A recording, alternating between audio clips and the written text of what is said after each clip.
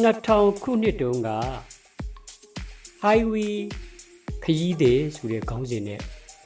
တချင်းတစ်ပုတ်ရေးခဲ့အဲ့ဒီကာလဟာကျွန်တော်ဘဝတစ်ခုလုံးဘဝအဓိပ္ပာယ်မဲ့နေတဲ့ကာလကိုယ်ကူမဲ့လူလည်းမရှိ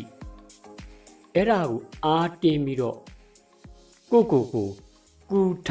ထူမခဲ့ရတဲ့ကာလအသက်က44နှစ်အခုတော့အသက်80ဒီတော့အသက်80အထိတချင်းအချောမသွင်းပြစ်သေးဘူးမသွင်းပြစ်လို့ဒီတိုင်းထားရင်တန်စင်တွေပျောက်သွားယူမှလွယ်ပြီးတော့ဘာမှထူးခြားတဲ့ရလတ်ကောင်းရလာမှာမဟုတ်ဘူး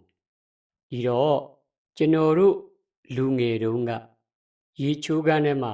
တယောက်တည်းဘာတီးလုံးမှမပါကြပြလွတ်ဆိုတဲ့အတန်နဲ့အခုအသက်80မှာ highway ခရီးသည်ဆိုတဲ့တချင်းကို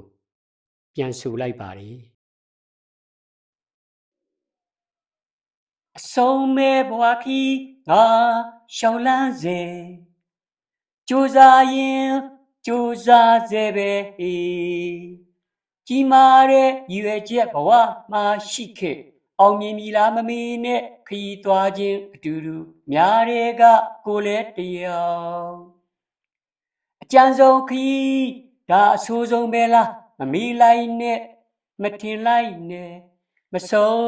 နိုင်သေးဘူးဘဝရဲ့ခရီးသည် highway စိတ်ဓာတ်တွေကြတိုင်း highway ခရီးသည်ဆိုတဲ့တချင်းကိုတောင်ရခင်းထဲမှာတောင်ရလှုပ်ရင်အားရပါရအဲ့ဒီတုန်းကအတန်နဲ့ကျွန်တော်အော်ပြီးတော့ဆိုခဲ့ဘူးတယ်တောင်ရထဲမှာဆိုတော့ဘယ်သူမှလည်းမရှိဘူး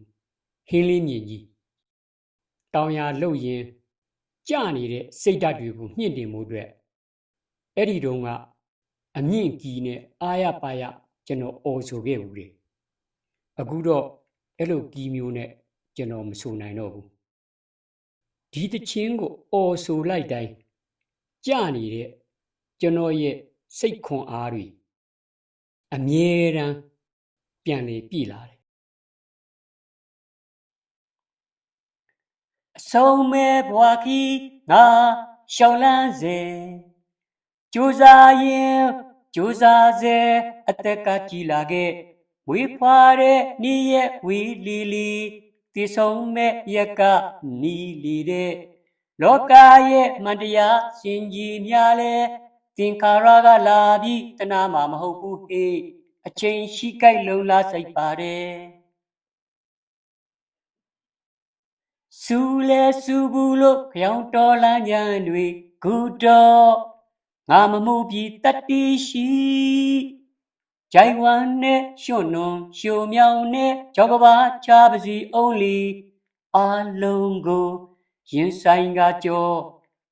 ဖြတ်ခဲ့လှိုင်းအောက်ရောက်တဲ့လေကြီးမားတဲ့လှိုင်းတံခံနိုင်ရေးရှိခဲ့စွမ်းအားတွေပြည့်အခုတော့ငါမမှုပြီးအလုံးကိုရင်ဆိုင်ကကြောဖြတ်ခဲ့ဘဝရဲ့ခရီးသည် highway